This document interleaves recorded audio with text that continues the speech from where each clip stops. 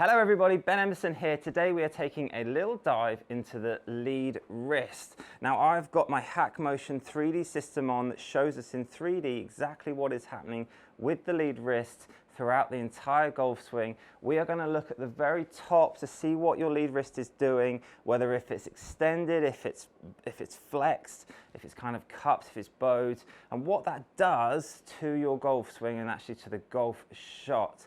I'm going to give you a couple of exercises and a couple of drills to help you fix it coming up in today's video.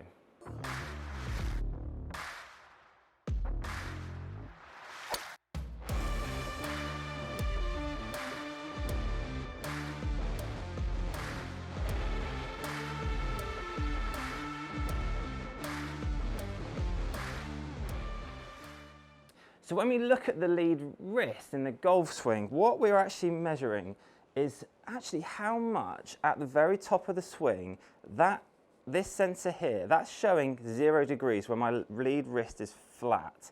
Now what I see with a lot of players is actually they're too extended this way, which means the club face is open. You carry on in this process and you actually hit a shot and that ball is going massively to the right, unless there is a compensation that is made in the golf swing to try and fix it.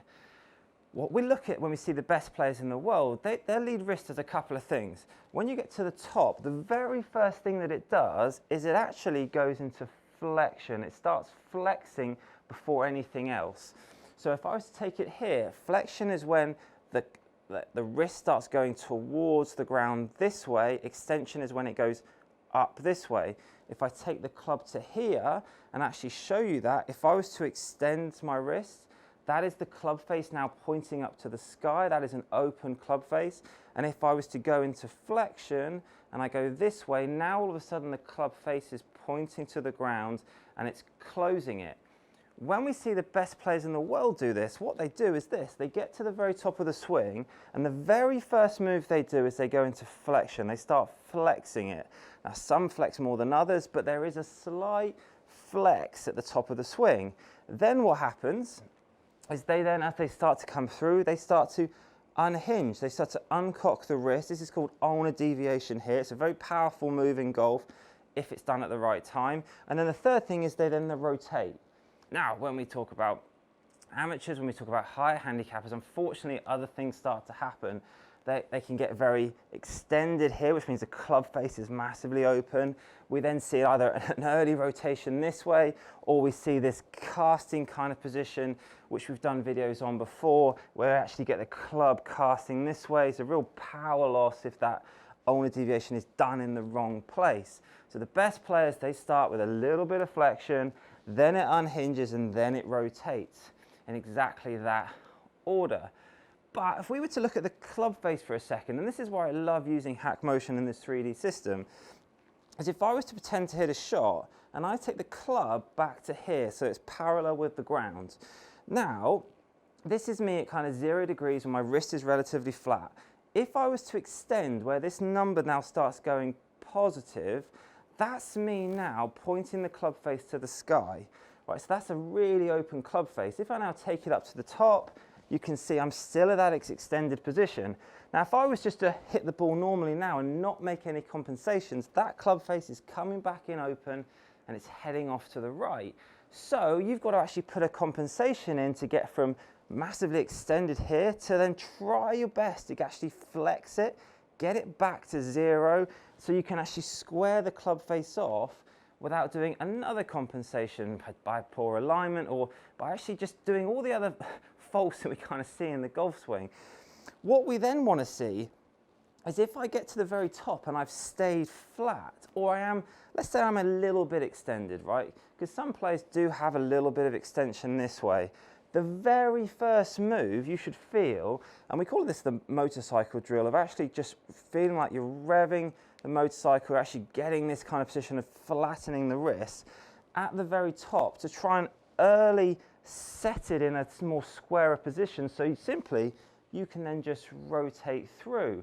So one of the things that I love to do to try and fix the wrist to actually get a flatter position throughout the golf swing is actually, let's break the swing down ever so slightly. So if you were to set up normal like this, so literally just get your normal setup position and actually take the club back to parallel.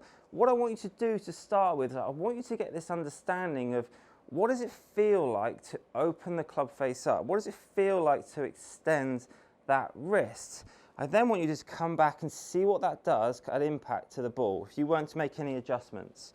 Then I want you to do the same thing, but this time I want you to take the club back, see if it's kind of square, and then really feel like you're going to bow the wrist. What does that do? What does that feeling actually give you, that shut down kind of feeling? And then return the club. You can see it is coming back in closed. I want you to try and feel that when you take the club here, that your wrist is nice and flat, that club face is ever so slightly shut. It's not pointing dead to the sky. It's kind of matching your spine is what we're looking for. And then do another checkpoint, then take it up to the top. And again, I want you to look at this lead wrist. What is that doing? Is it massively extended this way, or is it massively flexed? I really struggle to flex my wrist, which can be a problem if it's a physical limitation, but I've got enough to get it to 0. One of the things that we obviously need to see is if I can get it right here, it's then easier to take it up squarer here. Now, if you're one of those players that is massively extended this way, so that club face is really open, you're getting this huge extended kind of cup look here, what can we do about that? So I want you to then feel that, okay, let's start by feeling that it's ever so slightly flexed early doors. So that club face is now gone a bit past your spine, so you're getting an earlier kind of bowing kind of effect. And now take it up to the swing. Has that made any difference? Are you still in that extended? Have you got it a little bit closer to 0, to flat degrees?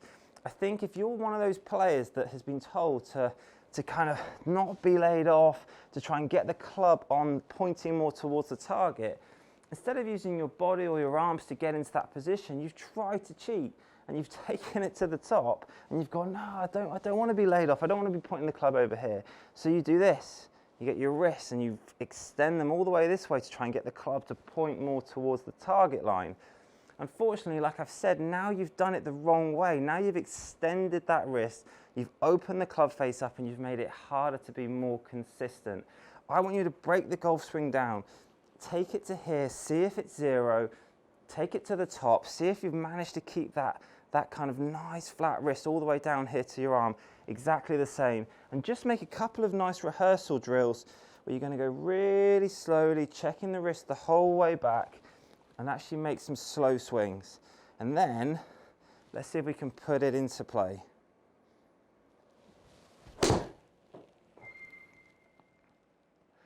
Guys, I hope you've enjoyed that video. If you've not had an opportunity or a chance to get on a hack motion system, find a professional that's got one. They're really clever devices and gives you a great understanding of how much the wrist moves from its flexion, from extension, from ulnar deviation, all these kind of positions that we can actually get to and we can actually read. I want you to try that drill and actually start paying some attention to what that lead wrist is doing through the whole of your backswing and the start of your downswing. See what happens to the ball flight, see where it changes when you're doing it. Give it a go, let us know how you get on, and I look forward to seeing you in the next video.